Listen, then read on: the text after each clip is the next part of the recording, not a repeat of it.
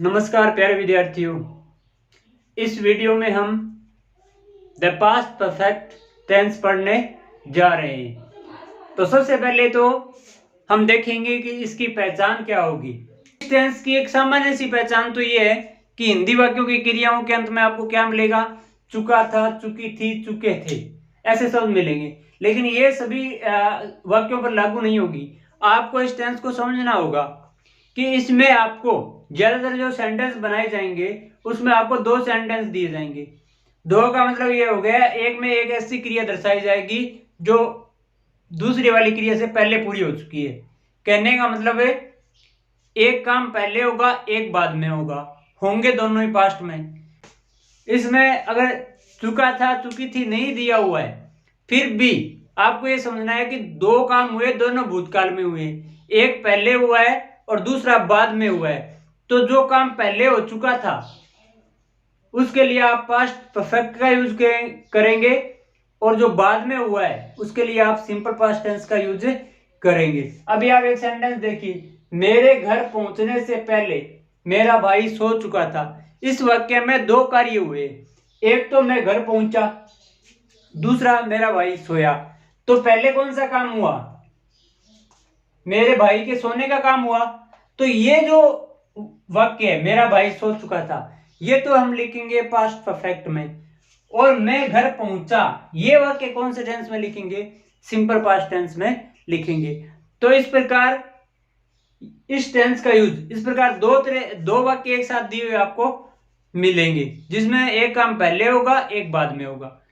ठीक है, जो काम पहले पूरा हो चुका है उसके लिए आप पास्ट परफेक्ट का यूज कीजिए और जो बाद में पूरा हुआ है उसके लिए आप सिंपल पास्ट टेंस का यूज कीजिए। अब जरा देखिए इसमें हेल्पिंग वर्ब क्या लगेगी और मेन वर्ब क्या लगेगी। नियम, सभी सब्जेक्ट्स के साथ हेल्पिंग वर्ब क्या लगेगी? हैड। और मेन वर्ब की पास्ट पार्टिसिपल फॉर्म अर्थात वर्ब की थर्ड फॉर्म में यूज होगी। अब आप एक बार जरा समझें, हमने टेंस कौन सा पढ़ रहे हैं? परफेक्ट। हमने प्रेजेंट परफेक्ट पढ़ लिया है, अब हम पास्ट परफेक्ट पढ़ रहे हैं। तो मैंने बताया था परफेक्ट टेंस कैसे बनता है, हैव की फॉर्म प्लस वर्ब की थर्ड फॉर्म, हैव की फॉर्म प्लस वर्ब की थर्ड फॉर्म। अब प्रेजेंट परफेक्ट बनेगा तब तो हैज यूज हो जाएगा, उसके बाद वर्ब की थर्ड फॉर्म। अब हम पास्ट परफेक्ट बना रहे हैं तो क्या हो जाएगा? हैव का पास्ट रूप मतलब हैव का पास्ट टेंस हो जाएगा। और हैव का पास्ट क्या होता है? हैड। हैड प्लस वर्ब की थर्ड फॉर्म, ये पास्ट परफेक्ट बन गया। तो ये है डी पे, ये पहले भी बताया था, डी पे समाप्त होने वाली हेल्पिंग वर्ब्स है वो सभी सब्जेक्ट के साथ लगेगी, जैसे डिड है, हैड है। ठीक है, तो सभी सब्जेक्ट के साथ एक हेल्पिंग वर्ब बेस टेंस में सभी सब्जेक्ट के साथ लगेगी। और मेन वर्ब की कौन सी फॉर्म आएगी? थर्ड फॉर्म आएगी, मतलब पास्ट पार्टिसिपल फॉर्म में यूज होगी। अब सबसे पहले हम देखेंगे कि एक अफर्मेटिव सेंटेंस की स्ट्रक्चर क्या होगी जो हमने सभी टेंसेस में यूज की है। Subject, helping verb, main verb, object और मीनिंग पार्ट। ठीक है, पहले हमें एक साधारण वाक्य जिसमें दो वाक्य एक साथ नहीं दिए हुए हैं, सिर्फ हमें पास्ट परफेक्ट की जो स्ट्रक्चर है वाक्य की, एक वाक्य की जो स्ट्रक्चर होती है उसको समझने का प्रयास करेंगे। बेच चुके थे, ये होगी वर्ब। कौन बेच चुके थे? वे, ये हो गया सब्जेक्ट। क्या बेच चुके थे? सभी कारें, ये क्या हो गया? ऑब्जेक्ट। आप इस स्ट्रक्चर के अकॉर्डिंग इसको बनाएंगे। सबसे पहले सब्जेक्ट क्या हो जाएगा हमारा? दे। दे के साथ इस टेंस में हेल्पिंग वर्ब क्या है? Had. They had. Main verb की थर्ड फॉर्म आएगी, बेचना होता है सेल, सेल, सोल्ड, सोल्ड, तो थर्ड फॉर्म होगी सोल्ड। दे हैड सोल्ड सभी कारें, all the cars. They had sold all the cars. इस सेंटेंस में आप देखेंगे ये तो क्या हो गया? सब्जेक्ट। ये क्या हो गई? Helping verb. ये क्या हो गई? Main verb. और ये क्या हो गया? ऑब्जेक्ट। तो सेम वही स्ट्रक्चर यूज कर रहे हैं जो हमने प्रीवियस टेंसेस में की थी। अब हमें एक नेगेटिव सेंटेंसेस और बना के देख लेते हैं।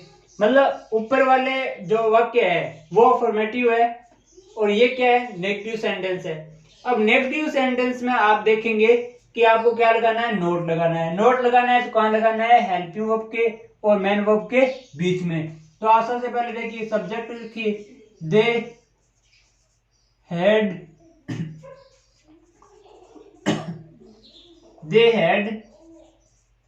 Not sold all the cars. तो नेगेटिव में हमने क्या किया है, हेल्पिंग वर्ब और मेन वर्ब के बीच क्या लगा दिया, नोट। अगला सेंटेंस क्या है, अगला सेंटेंस है हेल्पिंग वर्ब से शुरू होने वाला, मतलब जिसका उत्तर आप यस और नो में दे सके।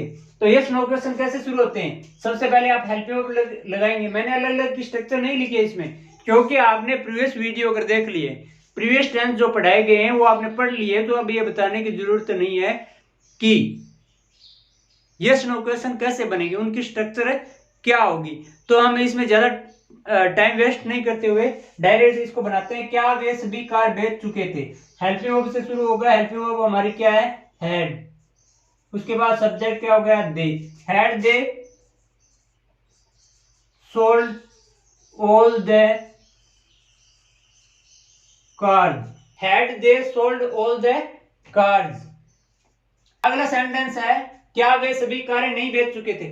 ये इंट्रोगेटिव एंड नेगेटिव सेंटेंस है, साथ में आया है। तो इसको कैसे बनाएंगे, देखो क्या से वाक्य शुरू है, इसका मतलब हेल्पिंग वर्ब से शुरू करेंगे। Had they not sold, had they not sold all the cars.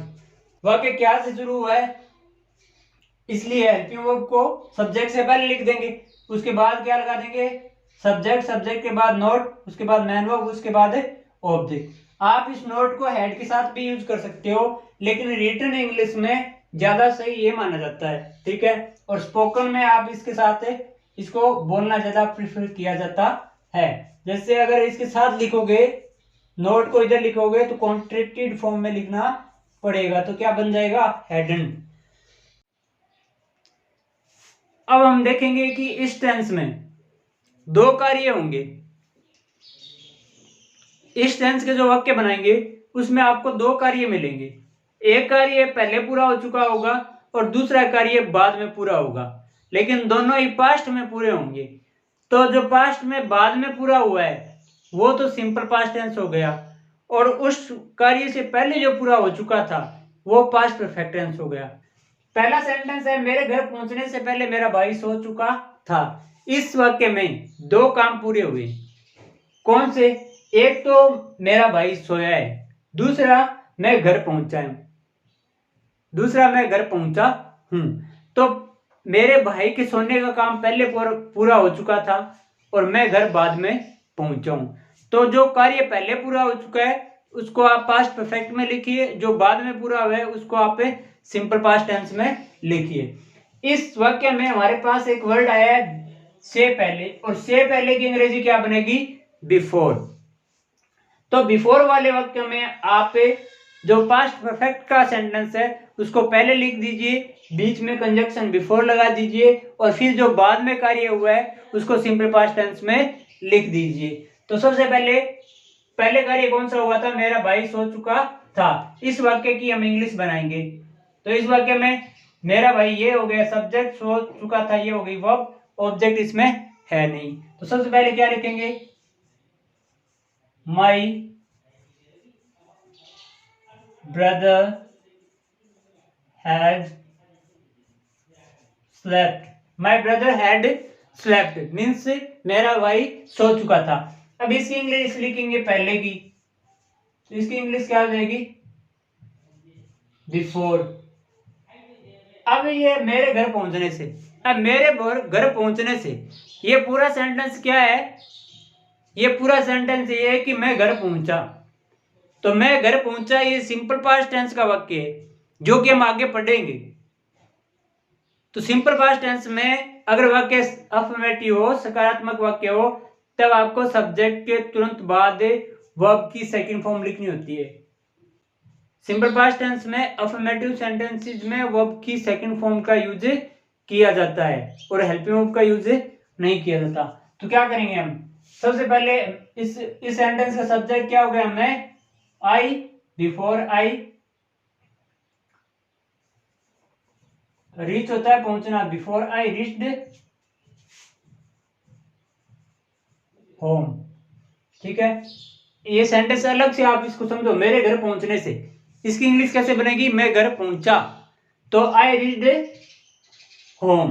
अब इस सेंटेंस को ऐसे भी लिख सकते हैं, बिफोर से शुरू करके, before I reached home my brother had slept. ठीक है, तो दो तरीके से इसको बना सकते हैं। आप बिफोर को पहले भी लिख सकते हो और बीच में भी लिख सकते हो, तो ज्यादा सही स्ट्रक्चर ये रहेगी। वह अपना गृह कार्य पूरा करने के बाद यहाँ आया। इस सेंटेंस में भी आप देखेंगे कि दो काम हुए, एक तो वह यहाँ आया है, दूसरा उसने गृह कार्य किया है। पहले कौन सा काम हुआ है, पहले काम हुआ है गृह कार्य करने का, दूसरा काम हुआ है यहाँ आने का। अब इस सेंटेंस में एक शब्द आया के बाद। के बाद का अर्थ होता है आफ्टर। इस सेंटेंस में ऊपर वाले में तो देखो से पहले था, तो हमने उस कंजंक्शन से, मतलब बिफोर से पहले हेड प्लस वर्ब की थर्ड फॉर्म का यूज किया है, मतलब पास्ट परफेक्ट टेंस का यूज किया है। और इसके लिए क्या आएगा, के बाद के लिए आफ्टर। तो इसमें आप क्या करेंगे, इसके जो बाद वाला सेंटेंस है वो पहले लिखेंगे। इसमें भी देखो पहले से, इसकी इंग्लिश से पहले इसके बाद वाला सेंटेंस लिखा है, ठीक है, उसके बाद ये वाला लिखा है। इसी प्रकार इसमें करेंगे, इस शब्द की इंग्लिश से पहले पहले ये शब्द, ये सेंटेंस लिखेंगे, उसके बाद ये सेंटेंस से लिखेंगे।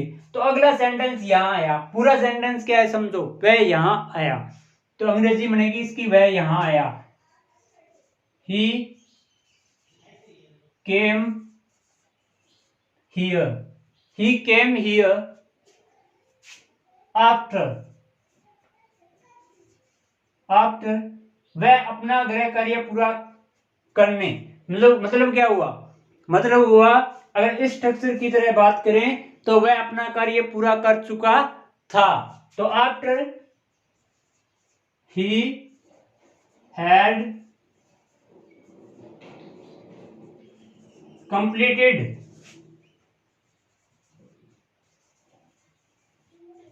His homework, he had completed his homework, तो उसने पहले अपना होमवर्क पूरा किया, इसलिए इसमें पास्ट परफेक्ट टेंस का यूज हुआ है। फिर वह यहाँ आया, ये कार्य बाद में हुआ है, इसलिए इसमें सिंपल पास्ट टेंस का यूज हुआ है। अगला सेंटेंस, जब मैं वहां पहुंचा वह दरवाजा बंद कर चुका था, तो इसमें भी दो काम हुए करने का। पहले कौन सा हुआ है, पहले काम हुआ है दरवाजा बंद करने का, और फिर काम हुआ है उसके पहुंचने का। ठीक है, तो इसकी इंग्लिश कैसे बनाएंगे, वाक्य जब से शुरू है तो आप वेन से शुरू कर दीजिए इसको, वेन। अब मैं बाद में पहुंचा, मेरे पहुंचने का काम बाद में हुआ है और दरवाजा बंद करने का काम है पहले हुआ है। तो इस सेंटेंस को मैं वहां पहुंचा सिंपल पास्ट टेंस में बनाएंगे, when I reached there, when I reached there he had closed the door, he had closed the door, when I reached there he had closed the door। या आप इसको ऐसे भी बना सकते हैं, he had closed the door when I reached there। आशा करता हूँ आपको कुछ समझ में आया होगा। Thank you for watching.